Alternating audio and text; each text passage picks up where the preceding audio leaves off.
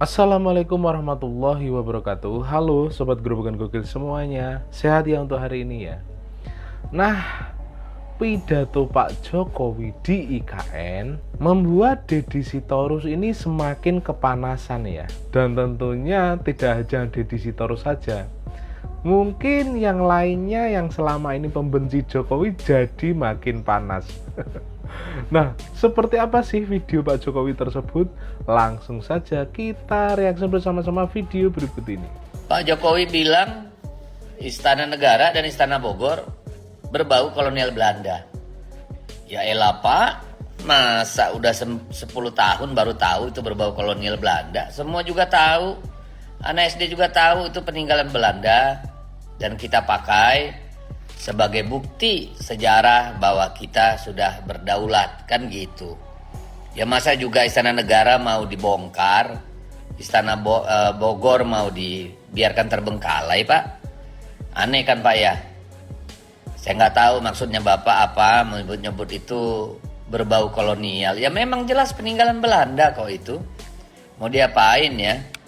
Yang jelas lah Bapak urusnya nggak penting-penting sih kalau menurut saya belakangan ini Pak ya. Tapi sudahlah sakar Bapak, mumpung jadi Raja Nusantara kan gitu ya. Pertama-tama saya ingin menyampaikan ucapan selamat datang di Ibu Kota Nusantara.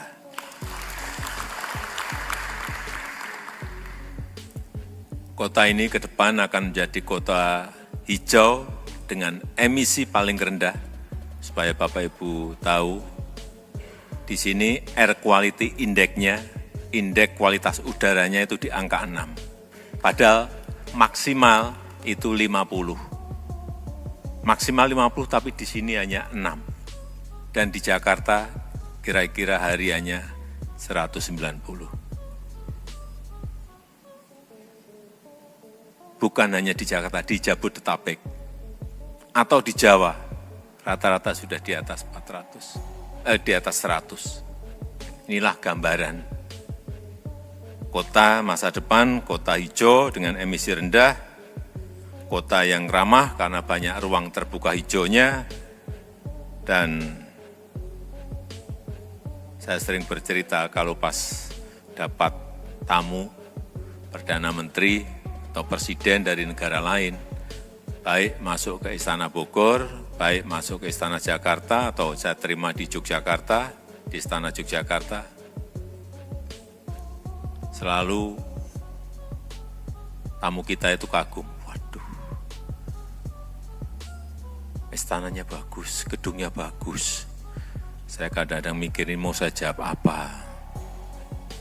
Indah, tapi ini bukan buatan kita, buatan kolonial Belanda. Mau saya sampaikan apa adanya kok juga enggak, kita merasa inferior gitu ya. Jadi itulah perasaan saya kalau pas ketemu dengan dipuji tapi saya nggak bisa apa-apa gitu. Nggak bisa menjawab apa ya dipuji itu, karena saya tahu mereka juga tahu itu bukan kita yang bikin gitu.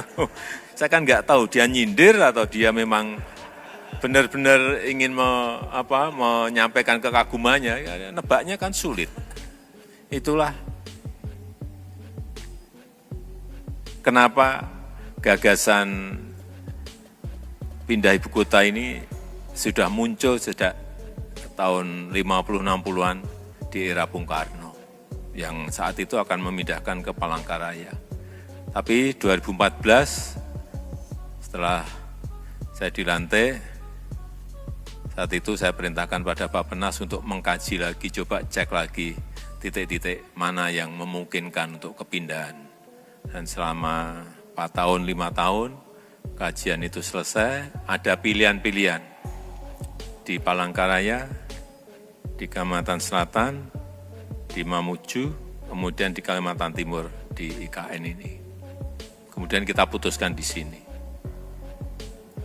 Tapi yang saya setelah ini selesai,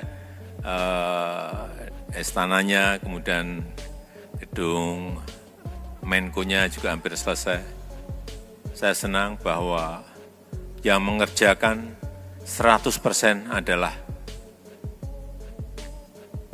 putra-putri terbaik kita semuanya.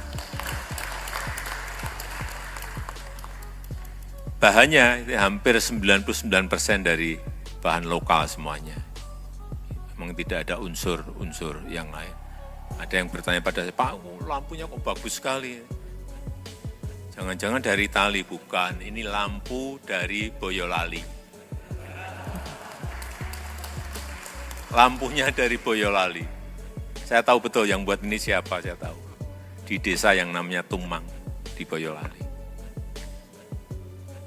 Jadi, ya inilah istana sebuah negara besar yang namanya Indonesia.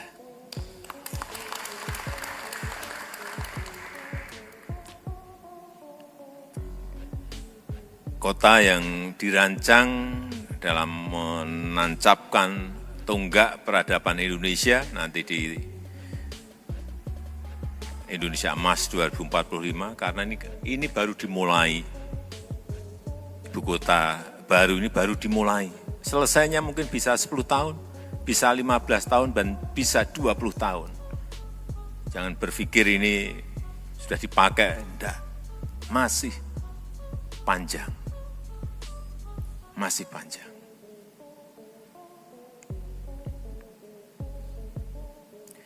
Tapi ini memang dirancang sejak awal, tidak hanya untuk mewujudkan pembangunan, memperlihatkan peradaban baru kita, baik dalam pola pikir, dalam semangat kerja, dengan cara-cara kerja baru, tapi juga memfasilitasi kebersamaan dan kerjasama.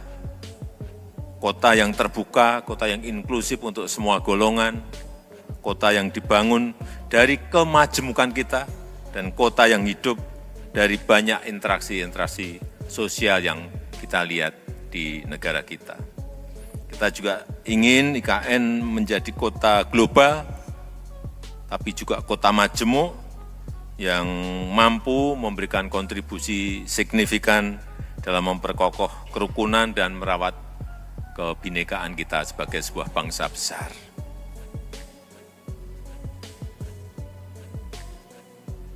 Karena kita tahu dunia sekarang ini sedang tidak baik-baik saja, banyak konflik muncul beberapa tahun belakangan ini yang berkepanjangan, juga perang yang bergulir di belahan dunia.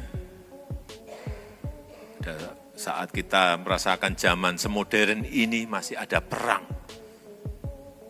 Dan kalau kita berpikir secara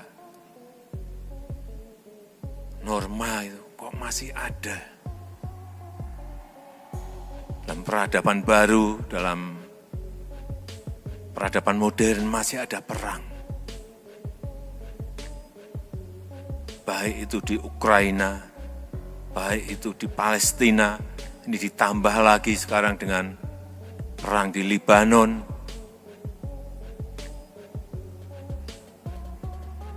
Sehingga membuat yang namanya persatuan, yang namanya kerukunan, yang namanya toleransi, itu merupakan hal yang sangat berharga,